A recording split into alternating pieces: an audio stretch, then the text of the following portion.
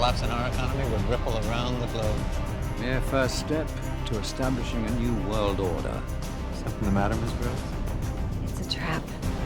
This is a crazy episode in the sense that we're learning more about the machine's capabilities than we ever knew before. It's a hell of a time for your machine to go on the fritz, Harold. Give it a second. This is an idea brought to us by Denise Tay. She's the writer on this particular episode. And when we heard it, it sounded completely manners. And we said, I don't know if we can do that. And then we said, oh wait, we absolutely have to do that. Root. What?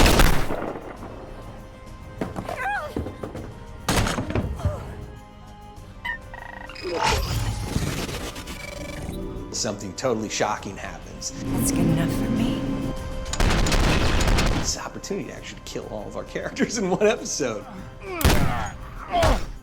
I like the creativity the writers come up with. Keeps us right in the game, just barely, but makes for high drama. I think it's really interesting the turn we have taken on our show. If this conversation goes badly, imagine what it will look like when two gods go to war. We have this larger story to tell. So the last episode, the machine and Samaritan, through me and the very talented, creepy boy who plays Samaritan's voice right now, have had this big confrontation. And to make certain there are no misunderstandings, I will destroy you. The stock market has plummeted. Our Cold War just turned hot. Samaritan's taking down the market. It's just kind of insanity everywhere, and so Shaw, who we've asked to stay protected, has now come out to try to help us all out. It's war.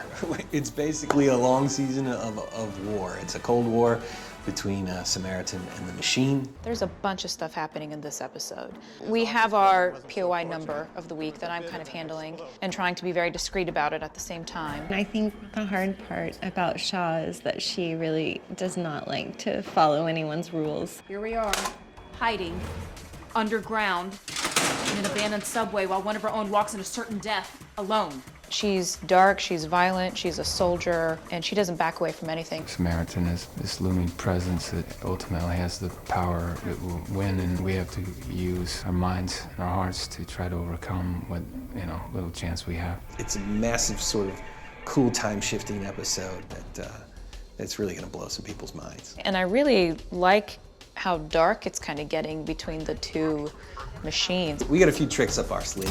I think Team Machine's going to need a little bit more help.